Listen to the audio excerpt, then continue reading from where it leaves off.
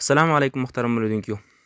امید دی چې روغ او جوړ به وئ او تېر شوي درسونه به مو زده کړي وي. چې یوټیوب چینل له لارې درته هرکلی ویمه. خوږو ملګرو، نن یو ځل بیا ستاسو په درانه خدمت کې د نویو او مهمو جملو سره حاضر شوی یم. دوستانو، راځو په درس باندې پیل کوو. خو مخکې له دې چې په درس باندې پیل وکړو، د تاسو څخه دغه یوه هیله کېږي که چې تاسو د یو ایل ډي ټیچر یوټیوب چینل نه وي سبسکرایب کړی، نو د یو ایل ډي ټیچر یوټیوب چینل در سره سبسکرایب کړئ او په دې څنګ کې د بیل ایکن چې د هغه ووهئ او په آل باندې کلیک وکړئ، تر څو موږ چې هره ویډیو یوټیوب چینل ته اپلوډ کوو تاسو ته میسیج درکوي چې دغه یوټیوب چینل ویډیو اپلوډ کړې ده او په اسانۍ سره په تاسو ته رسیږي. نو راځو په داس باندې پیل کوو. د مهمو جملو د سلسلې څخه لومړۍ جمله: Why are you sad today? Why are you sad today? ولې نن خفه یې؟ Why are you sad today? ولې نن خفه یې؟ ډېره ښایسته جمله ده دوستانو.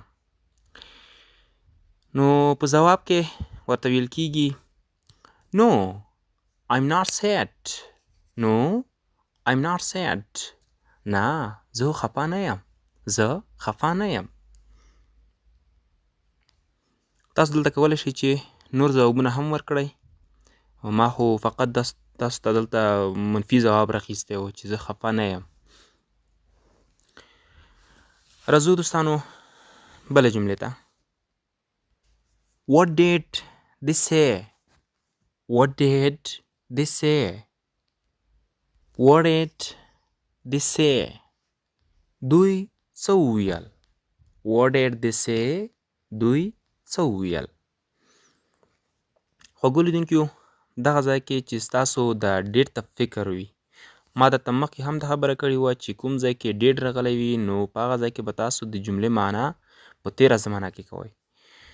لکه دلته اوس تاسو ګورئ What did they say؟ دوی څه وویل؟ دوی څه وویل یعنې په تېره زمانه کې. دا د پاست انسټرکچر ما ستاسو لپاره په دې باندې مخکې یو مستقله ویډیو جوړه کړې وه، تاسو کولی شئ چې هغه له پلیلیست څخه وګورئ. او د دغه جملې په مرسته تاسو کولی شئ چې نوره جملې هم جوړې کړئ. لکه ما دلته لیکلي What did they say؟ دوی څه وویل. تاسو مثال وایئ چې What did you say؟ تا څه وویل. What did he say؟ ده څه وویل. راځو بله جملې ته.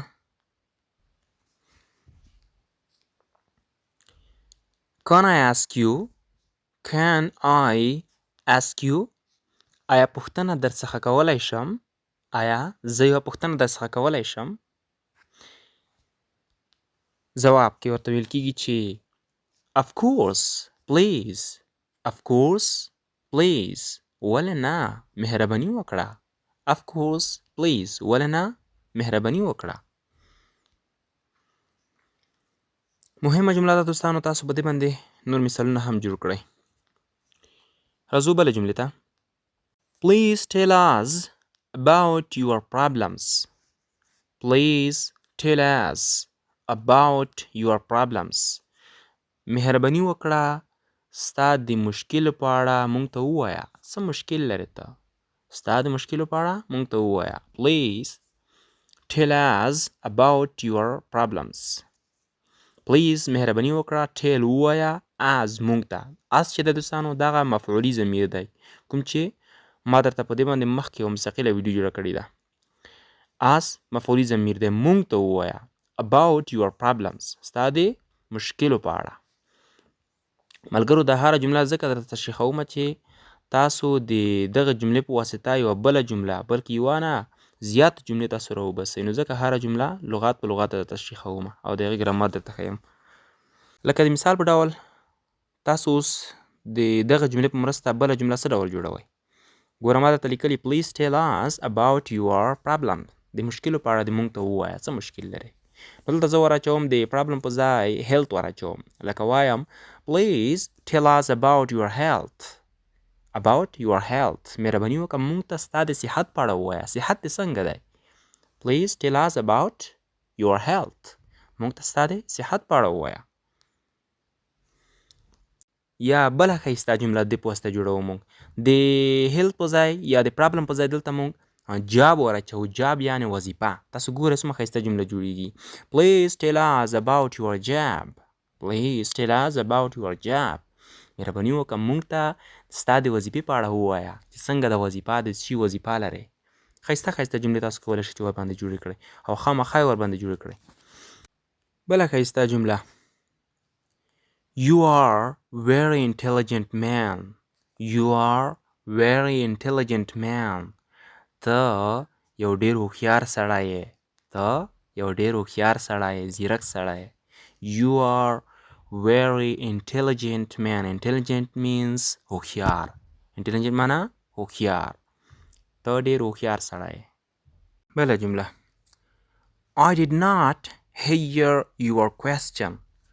I did not hear your question. ستا سوال مې وانه اورېده. ستا سوال مې وانه اورېده. I did not hear your question. ستا سوال مې وانه اورېده. او له دې وروسته تاسو کولی شئ چې دا هم ورته ووایئ چې Please repeat again. Please repeat again. دوباره یې تکرار کړه. یعنې دوهم وار یا دوهم ځلې بیا راته تکرار کړه. Please repeat again. دوباره یې راته تکرار کړه یا دوهم ځلې یې راته تکرار کړه. خوږو ملګرو جملې ډېرې مهمې جملې دي. زه په دې باندې مطمئن یم چې تاسو ته به د انګلیسي په زده کړه کې او یا هغه مسافر وروڼه کوم چې په نورو هېوادونو کې مسافر دي او د انګلیسي سره مشکل لري د هغې سره به په ورځني ژوند کې بیخي زیات کمک کوي. زه په دې باندې بیخي مطمئن یم او خواري او کوشش مې هم دا دی چې دا ډول ویډیوګانې راوړم چې هم هغه وروڼه چې انګلیسي زده کوي د هغې سره کمک وکړي او هغه وروڼه چې دوی مسافر دي او غواړي چې ورځنی انګلیسي زده کړي د هغې سره هم کمک وکړي. نو دوستانو درس نننی په همدغه ځای بس دی. ویډیو لږ غوندې رانه اوږده شوه نو په دې هیله چې تاسو راڅخه ستړي شوي نه وئ. نوره ښایسته جملې به بیا په بله ویډیو کې راوړو انشاءالله. نننی درس په همدغه ځای بس کوو. په همدغه ځای ما ته اجازه راکړئ. د الله په امان and have a happy time.